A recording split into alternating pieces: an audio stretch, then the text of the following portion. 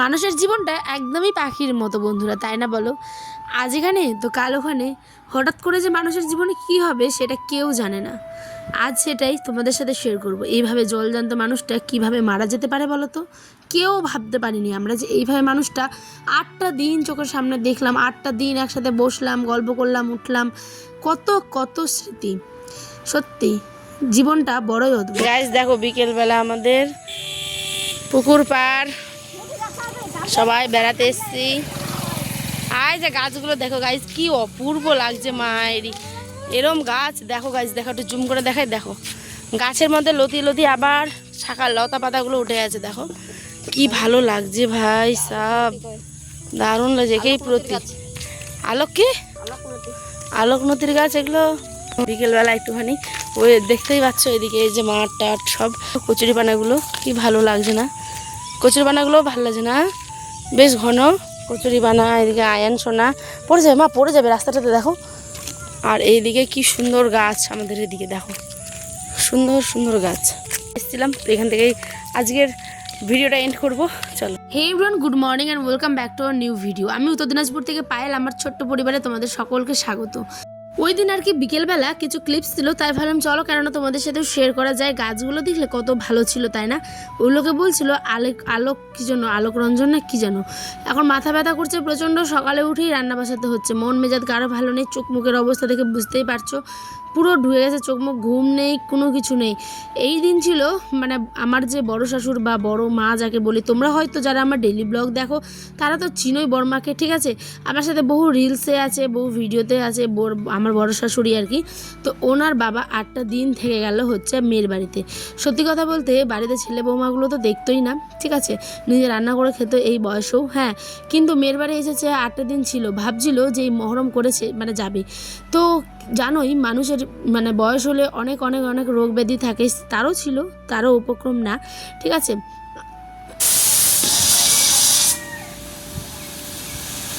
তাই হঠাৎ করেই বর্মা 8 দিন ধরে মানে আমাদের বাড়িতে তো ছিলই আর কি, মানে বর্মার বাড়িতে।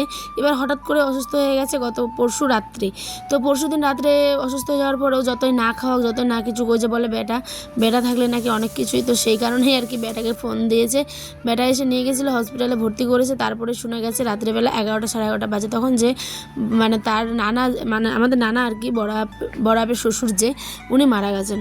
তো 8টা দিন থাকলো গাইজ, 8টে দিন। তো আমি সব কিছু তো ভিডিও করতে পারি না, আর সবাই ভিডিওর সামনে আসতেও চায় না, এটা কথা বাস্তব। কারণ যার যেটা পছন্দ সে সেটাই করে, অনেকে আসে না। এবার আমরা যখন বর্ণ বাড়িতে থাকতাম, বসতাম, খেতাম, কত গল্প করলো, মনে হচ্ছে লোকটা চোখের সামনে জলজান্ত ভাসছে, মানে কেউ মেনে নিতে পারছে না এমন মৃত্যুটা। সত্যি কথা বলছি, হ্যাঁ অসুস্থ ছিল, কিন্তু লোকটা গাইজ টাটকা নামাজ বললো, 5 ওয়াক্ত শুক্রবার নামাজ বললো, জুম্মার কত কথা, আম খেলো, কাঁঠাল খেলো, মাংস খেলো, কচুর ডাঁটাগুলো রান্না করা ছিল সেইগুলো খেলো। উনি মারা গেছেন হচ্ছে কোন দিন বলো তো? সোমবার রাত্রিবেলা। তো 3টের দিকে হসপিটাল থেকে, রায়গঞ্জ থেকে আর কি বাড়িতে নিয়ে এসেছে। এটা হচ্ছে মঙ্গলবারের ব্লগ, তাই আমরা মঙ্গলবারে এখন সবাই মিলে দেখো টোটো করে যাচ্ছে। আর ওই যে রান্না করলাম মুসুর ডাল, আলু, তোরই সব একসাথে ঘন্ট আর কি কোনো রকমে, আর বরবটির ভাজা। গিয়ে তো আমি কিচ্ছু শেয়ার করতে পারি না, ওটা শেয়ার করা উচিত না, যেহেতু আমার নিজের রক্তের কেউ না, প্লাস হচ্ছে আমার আত্মীয় স্বজন হয়। তো মানে নিজের বাবার বাড়ির দিকে থাকলে আমি হয়তো দেখাতে পারতাম, কিন্তু এটা আমার শ্বশুরবাড়ির এলাকার, এখানে অনেকে পছন্দ করে না। তো যে কারণে আমি কোনো কিছু শেয়ার করতেই পারিনি তাদের আর কি ব্যাপারটা। তো ওই যে পাতাতে দেখলে খাচ্ছিলাম, ঠিক আছে, ওইখানে গিয়ে মারা মানে অনেকক্ষণ ধরে কান্নাকাটিতে হলো। তারপরে মাটির দিতে হয়ে গেছিলো। আসার পথে প্রত্যেকের প্রতিবেশীরা যারা আর কি, ওরা ভাত দেয়, সবজি দেয়, খেয়ে আসতে হয়। এইবার আসি একটা কথায়, ওখানে এসেই মানে মন মেজাজ তো ভালো নেই, কিন্তু পেটের জ্বালা যে বড় জ্বালা। আমার একটা ছোট্ট বাচ্চার সংসার আছে, ওদেরকেও তো খাওয়াতেই হবে। এবার নিজের বাড়িঘর থাকার পরেও নিজে রান্না করি, তারপরেও চুরি করে আমাদের খেতে হয়, মানে লুকিয়ে আর কি। কেন, এর প্রমাণ এটাই।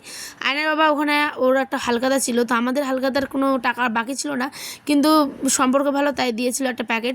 এবার দেখো আয়ান কী করেছে, কচুরি ছিল, 2-3 রকমের মিষ্টি ছিল, আরও কত কী ছিল। এবার আয়ান বাবু আমার কী করেছে, ওই পুরোটা খাবে। এবার আমরা বেশিরভাগই ওকেই খেতে দিই, কিন্তু ওই যেহেতু কাশি একটু হালকা, এবার আয়নের বাবাকে আমি লুকিয়ে মুখটাতে করেছে, আমি লুকিয়ে দিতে গেছি, ওইটাও দেখে নিয়েছে আয়ান। তারপরে চালু হয়ে গেল ওর কান্না, তারপরে ওকে লাস্টে গোটাটাই দিলাম, নে বাবা তুই খা। এরম করে তো আমরা কারা কারা কারা খাও অবশ্যই জানিও, ঠিক আছে। এরকম করে আমরা লুকিয়ে খেতে বাধ্য হই অ্যাকচুয়ালি, ওকে। আর এইখানে পটল আলুর তরকারি করেছিলাম, ডিম ভাজা, পাঁপড় ভাজা, আজকের এটাই ছিল আমাদের রাত্রের ডিনার। পুরো ড্রেস ছেড়ে ফ্রেশ হয়ে একদম নিট ক্লিন হয়ে আমি এখন খেতে দিব ছেলেকে আর বরকে। সো ব্লগ কেমন লাগলো অবশ্যই জানি, ভালো লাগলে চ্যানেল সাবস্ক্রাইব করো, পাশে থেকো, বাই।